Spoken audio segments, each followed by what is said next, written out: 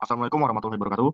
Kami dari kelompok 11 akan mempresentasikan World Bank GDP per kapita analyzer, yaitu aplikasi untuk menganalisis data ekonomi global menggunakan struktur data tree, yaitu binary search tree. Tujuannya adalah memberikan insight cepat tentang GDP negara-negara di dunia melalui algoritma yang efisien. Nah, untuk awalnya, saya akan memulai dengan menampilkan visual dari proyek kami, yaitu visual dalam bentuk GUI. Nah, di sini terdapat beberapa fitur. Yang pertama adalah data controls, yang dimana ini memungkinkan proyek kami meload data dari web resmi World Bank, sehingga data yang diambil itu adalah data real time. Nah, tetapi dengan batasan rentan waktu dari 2010 hingga 2023. Nah, di sini fitur yang kedua terdapat search and analysis. Search and analyze. Ya, ini terbagi menjadi dua, yaitu search country untuk mencari GDP negara secara tersendiri. Kita contohkan mencari Indonesia.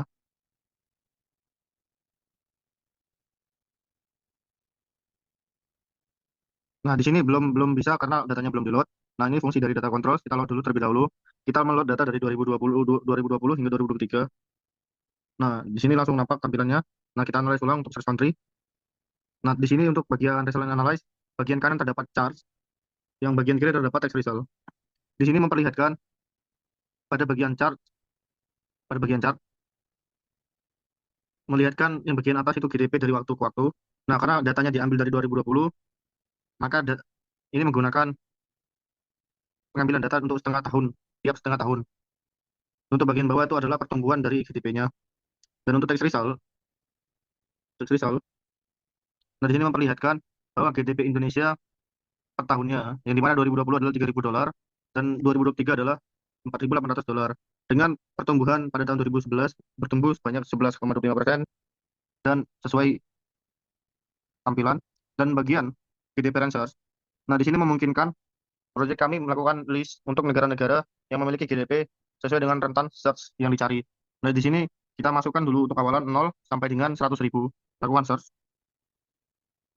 Nah, di sini terdapat 10 untuk tampilan dan ada 2009 negara yang tidak masuk pada tampilan.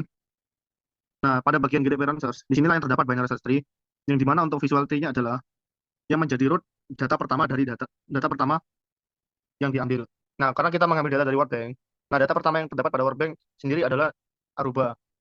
Mereka membuatnya dengan susunan alfabet. Nah, di sini kita cari Aruba pada search country. Nah, lakukan untuk tahunnya kita pakai 1 tahun saja, 1 tahun. Ya, 2023 ya. Kita load ulang dan kita analis ulang. Nah, di sini terlihat bahwa GDP Aruba pada tahun 2023 sebesar 33.000 dolar. Nah, dan untuk GDP Rangers kita kecil skalanya agar Aruba itu tidak kelihatan pada tampilan. Ini kita buat pada angka 30.000 dolar sampai 37.000 dolar. Sampai 37.000 dolar.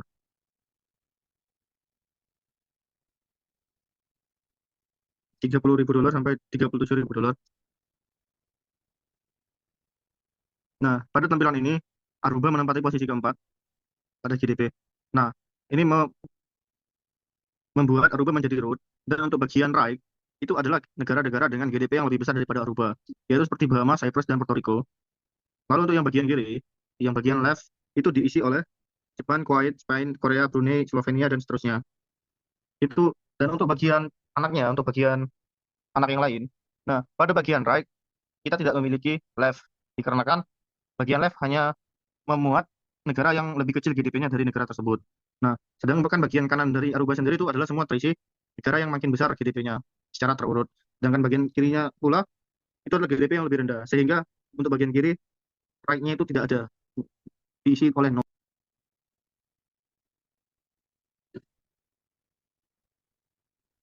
Pada bagian awal di sini kita melihat bahwa di sini ada beberapa import, yang dimana import-import ini berfungsi untuk mengakses dan memuat data dan fungsi untuk memudahkan codingan ini.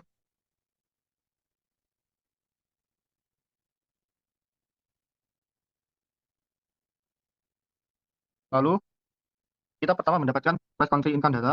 Ini adalah fondasi aplikasi ini, yang dimana Flash Country Income Data memiliki 3 metode. Yang pertama adalah init, yang dimana init berfungsi untuk menyimpan data negara dengan memuat nama, kode negara, tahun, dan GDP-nya.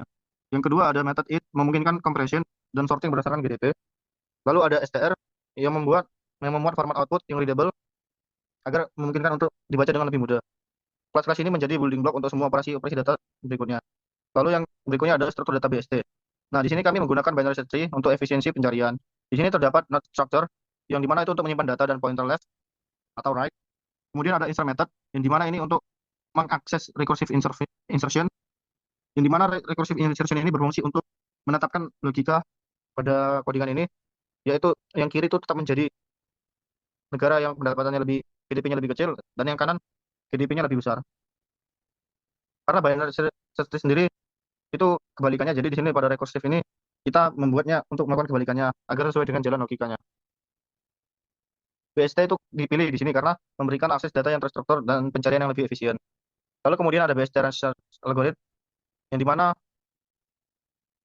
algoritma ini bekerja secara selektif, seperti hanya traverse subtree yang relevan dengan range, lalu dengan kompleksitas O log n plus K di mana K adalah jumlah hasil.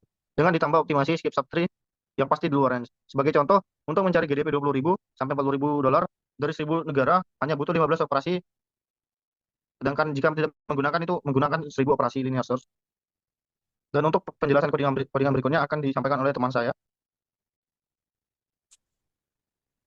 Baik, selain BST tadi, kami juga mengimplementasikan hash table untuk fast lookup berdasarkan country code. Dengan hash functionnya straightforward, menggunakan built-in Python hash function, tapi yang penting di sini adalah collision handlingnya. Kami pakai separate chaining dengan list. Kenapa? Karena saya rasa ada kemungkinan dua country code yang berbeda menghasilkan hash value yang sama. Nah, dengan separate chaining, kita bisa handle multiple values untuk satu hash index. Yang unik, diimplementasi kami, kita support multiple data untuk satu country code. Jadi misalnya Indonesia punya data GDP untuk tahun 2020, 2021, 2022, semuanya bisa disimpan dalam satu entry. Selanjutnya, heap untuk top countries. Di sini heap masuk, tapi ada trik menarik di sini, Python heap key itu min heap, sedangkan kita butuh max heap untuk cari negara dengan GDP tertinggi. Solusinya kami pakai negative value. Jadi kalau GDP Indonesia 4.000 dolar, kami simpan sebagai minus 4.000 di heap-nya. Dengan begitu, negara dengan GDP tertinggi akan muncul di top heap. Heap push dan heap pop masing-masing O log n sangat efisien untuk maintaining top n countries. Use case-nya clear, user mau lihat 10 negara terkaya di dunia, bisa dalam waktu logarithmic kita bisa kasih hasilnya. Dan ini yang bikin aplikasi kami responsif meski handle ribuan data. Selanjutnya quicksort algorithm. Untuk sortingnya kami implementasikan quicksort. Logiknya simple tapi powerful, yaitu yang pertama array 1 atau 0 elemen sudah pasti sort. Yang kedua middle element sebagai pivot. Yang terakhir partitioning dibagi jadi 3 bagian, yaitu small, equal, dan large dari pivotnya. Yang terakhir recursive call pada left dan right precision. Dalam praktiknya ini quicksort sangat fast untuk data yang tidak terlalu terurut. Dan ketika kami tes dengan data workbench yang cukup random urutannya, performanya ternyata cukup bagus. Selanjutnya binary search implementation. Binary search kami sedikit berbeda dari implementasi standar. Kami tidak hanya cari exact match, tapi juga close match. Min underscore div tracking ini yang bikin berbeda. Jadi misalnya user cari negara dengan GDP 15.000 dolar, tapi tidak ada yang exactly 15.000 dolar, algoritmanya akan return negara dengan GDP terdekat mungkin ya sekitar 14.800 atau 15.200 dolar. Itu saja yang bisa saya sampaikan. Selanjutnya akan disampaikan teman saya. Baik, di sini saya akan menjelaskan untuk bagian GUI. Jadi untuk GUI arsitektur dengan TK Inter ini menggunakan color palette berdasarkan self colors. Lalu untuk layoutnya, di sini panel kiri untuk kontrol seperti kontrol data, lalu load data, lalu di panel kanan itu untuk result dan visualisasi chart. Lalu untuk thread, di sini kami menggunakan thread untuk mencegah GUI freezing saat loading data. Lalu untuk feedbacknya, nanti ketika kita meload data akan diberikan progress bar dan status updates. Lalu untuk callback pattern, di sini menggunakan root after untuk thread save GUI updates. Lalu untuk visualisasi data,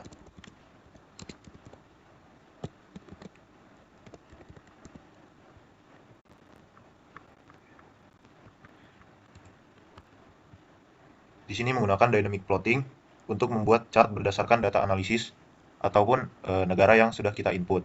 Lalu subplot management itu multiple charts, maksudnya untuk menampilkan dua sekaligus chart dalam satu panel yang berada di panel kanan tadi. Lalu untuk color codingnya, visual indicators untuk positif atau negatif growth. Lalu untuk yang terakhir, complex data.